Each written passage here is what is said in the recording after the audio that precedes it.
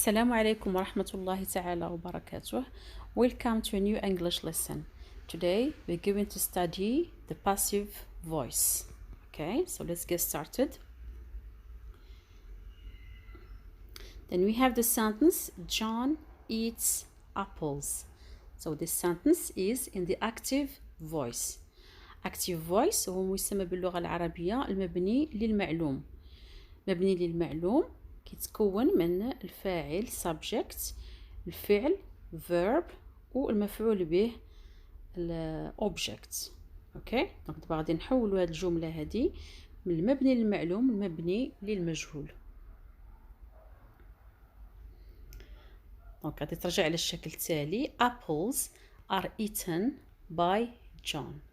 دونك غادي نشوفوا كيفاش العمليه، يعني شنو درنا باش تحولت من John eats apples ل apples are eaten by John. تبعوا معايا مزيان.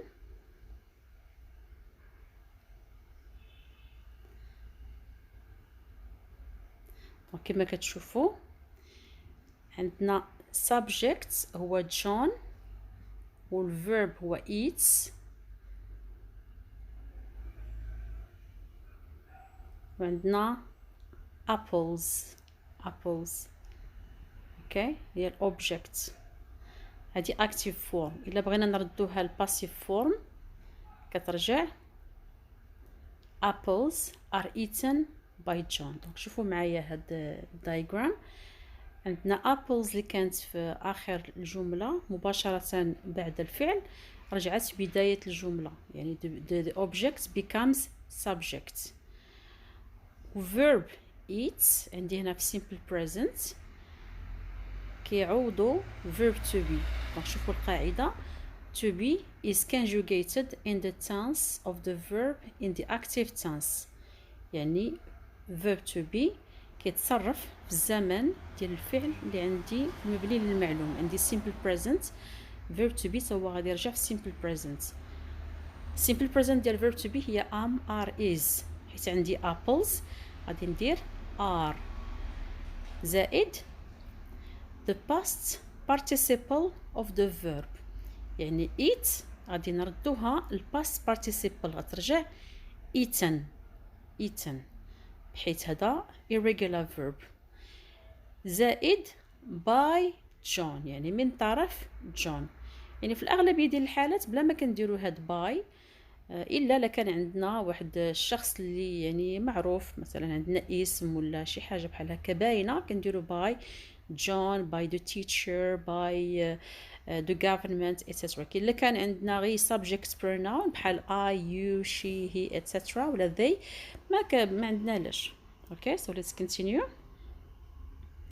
دابا عندي present continuous John is eating apples.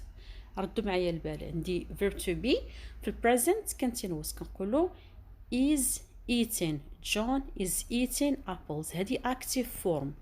كيفاش غادي ترجع في passive form؟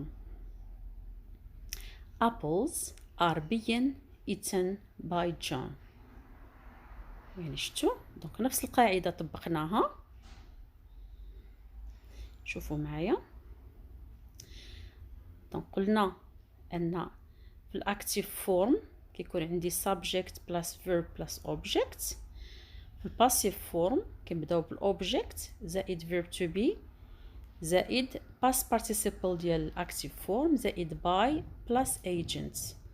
صافي نفس القاعده غادي نطبقوها على جميع الازمنه.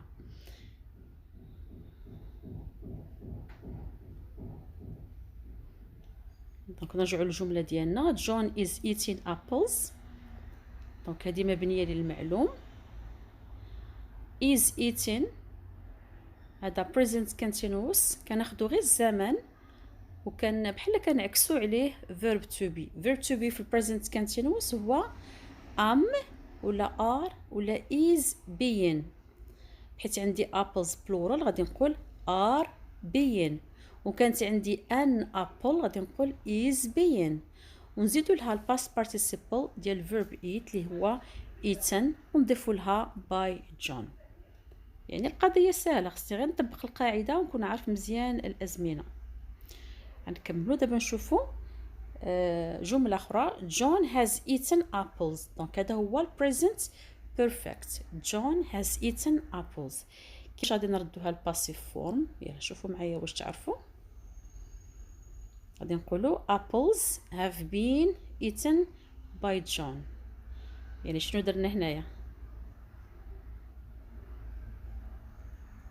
نفس القاعدة، عندي subject plus verb plus object. في الباسيف فورم كترجع object plus to be plus past participle by plus agent. اوكي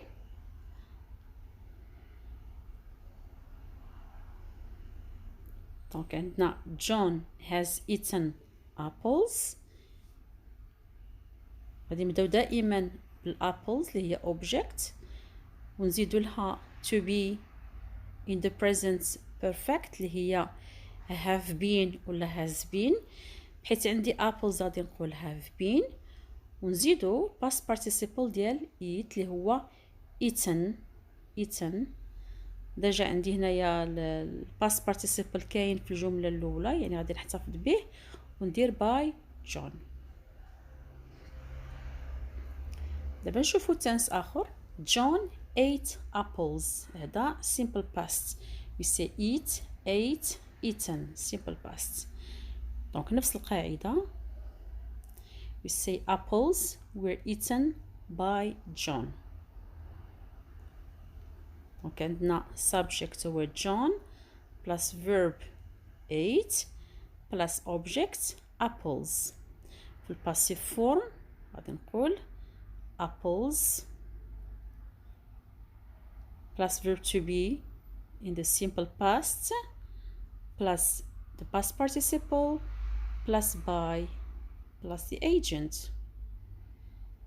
اوكي دونك شوفوا معايا apples were eaten by John. دونك ate عندي simple past، دونك خصني نحول verb to be simple past كيعطيني جوج ديال لي فورم was و were. دونك كانت عندي apples غادي نقول were ونزيد لها past participle eaten by John. دابا غنشوفو tense اخر اللي هو past continuous. John was eating apples. دونك كيفاش غادي ترجع هذه في الباسيف voice؟ apples were being eaten by John. دونك نفس الشيء، عندي subject plus verb plus object. غادي نطبق نفس القاعدة object to be plus the past participle of the active verb by plus agent. then غادي تحول John was eating apples. apples were being eaten by John. دونك عندي was eaten. was هو was eaten past continuous. دونك غادي نكتب verb to be في past continuous هي was being ولا were being، وحده من هادو. بحيث عندي apples دونك غادي ناخد were being، ما يمكنليش نقول apples was being.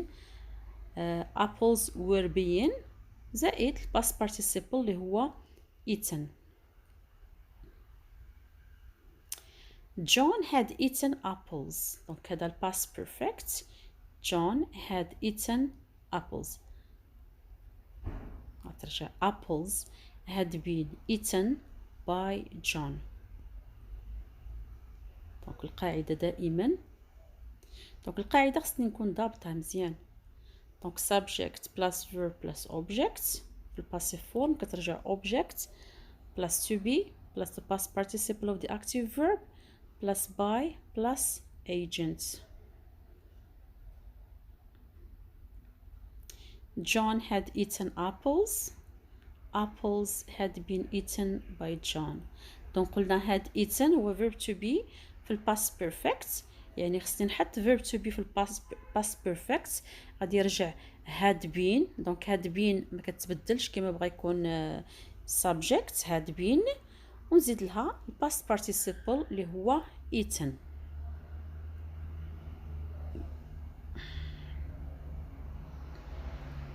دابا الا كان عندي modal verbs مثلا John may eat apples ولا John might eat apples ولا John will eat apples ولا would ولا can ولا could ولا should. اي واحد من هاد المودل verbs ساهله القاعده. شنو كندير في الباسيف فورم؟ كنبدا بالاوبجيكت apples، كنكتب المودل فيرب ديالي كما هو ما كنبدلوش. كتعرفوا المودل فيربس ما كياخذوش اس ديال لا ترويزيام بيرسون. دونك كنكتب المودل فيرب كما هو سواء في البوزيتيف ولا نيجاتيف فورم.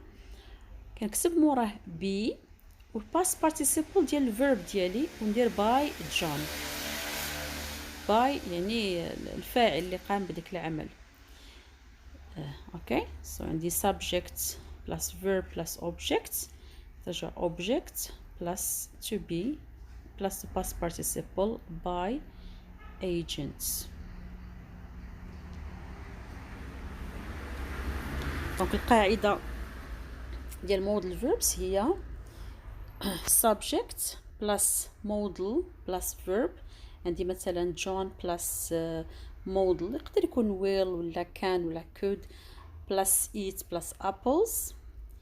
دونك غادي نبدا نفس القاعده اللي طبقنا في الاول. غادي نبدا بابلز بلس مودل، مثلا تصوروا انه will موراها verb to be موراها past participle.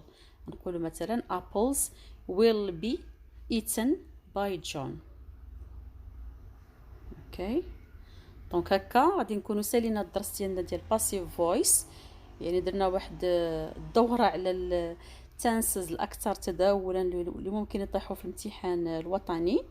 الدرس الجاي ان شاء الله غادي نديروا براكتيس على هاد القاعده. والنصيحه اللي نعطيكم هي خصكم تضبطوا مزيان تنسز، يعني تنسز اون فوا نشوف الفعل نعرف شمن تنس هذاك، زائد ركزوا لي مزيان على الباست بارتيسيبل. باست بارتيسيبل راه كنحتاجوه في مجموعه كبيره ديال الدروس. يلا تبارك الله عليكم والله يعاونكم. نتمنى الدرس يكون واضح. باي باي.